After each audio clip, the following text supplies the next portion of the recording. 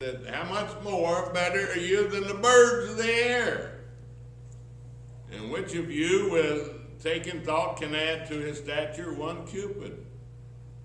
If you then be not able to do that thing which is at least, what make you thought for the rest?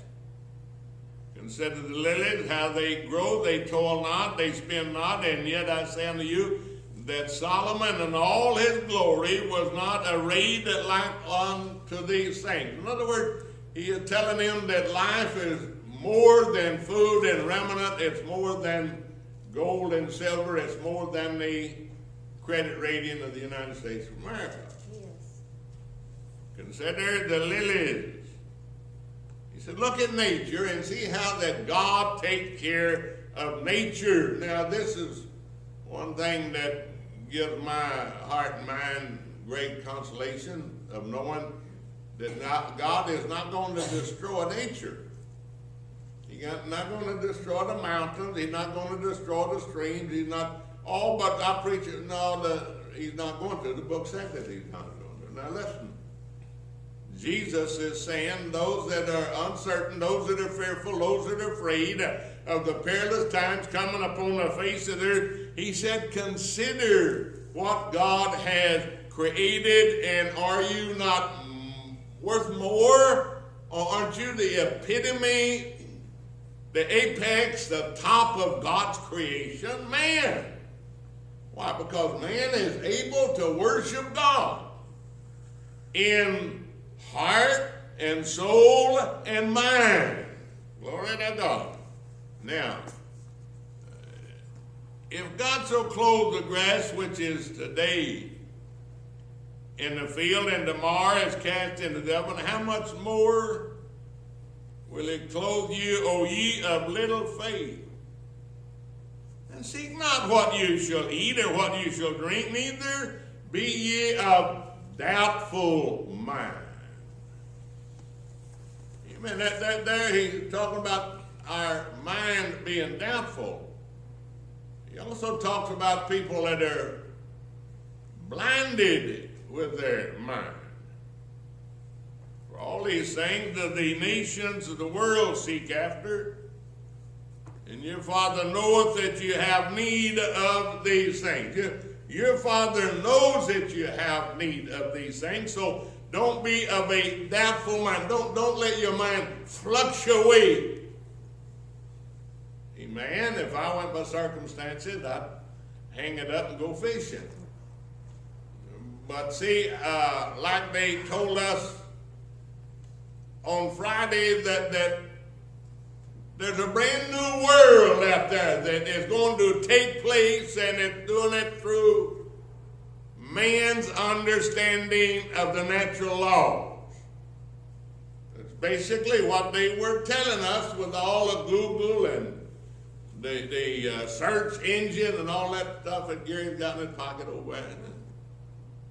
That it's them being able to understand natural law.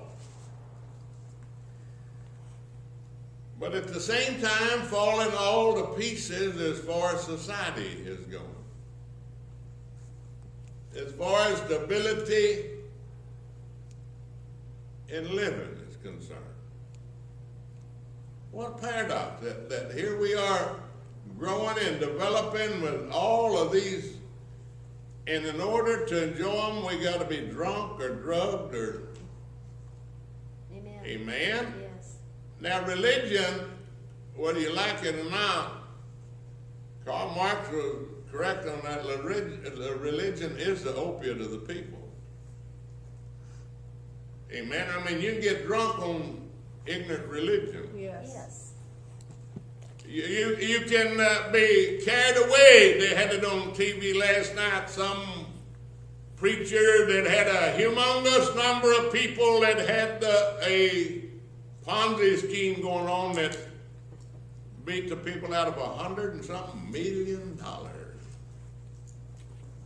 So everything that says Lord, Lord, not going to enter there. So Jesus told the scribes and the Pharisees, said that you were whining sepulchres on the outside. You're clean and you present yourself as an answer, but on the inside, the dead man's bones, Yes. the corruption. American society is corrupt internally. I mean, we have lost our way. We're floundering around.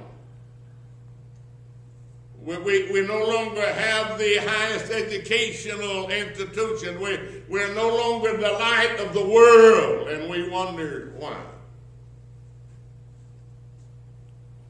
Ye of doubtful mind, that fluctuate in our anxious mind.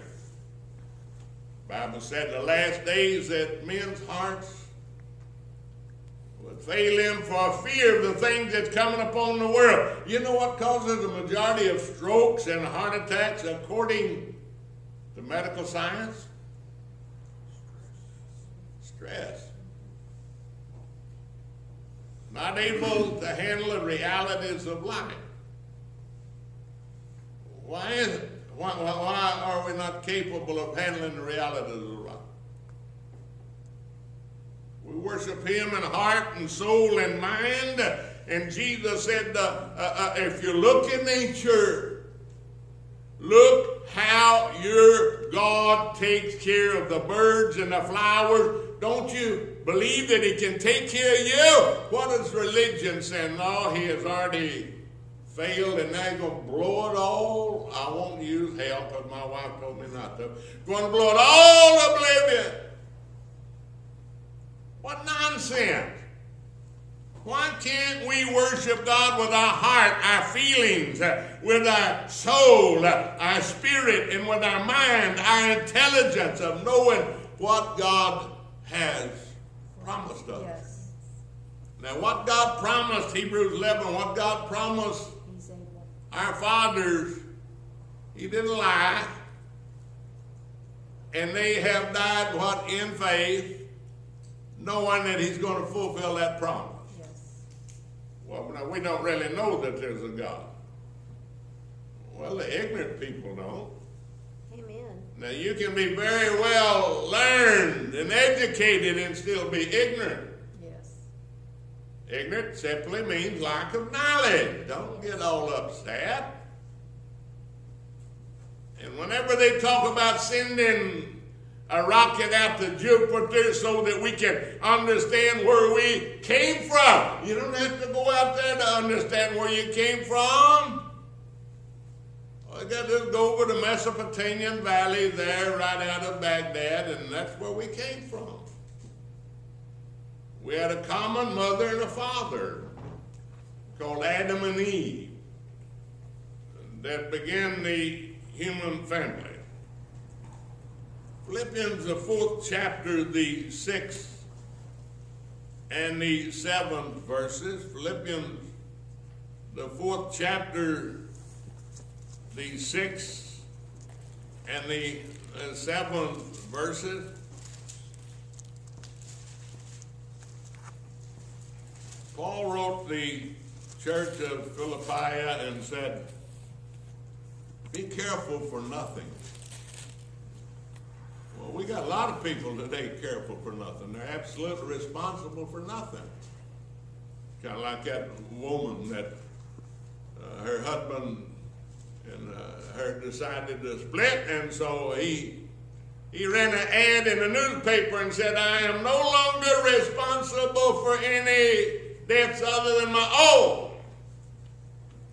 And his wife that were separated, and she saw it, and so the next week the article came out that she ran an ad in the paper. I didn't know he was responsible for his own. Be careful for nothing. Amen. That doesn't mean to be irresponsible. God made us responsible. And responsibility and accepting responsibility makes us worthwhile people.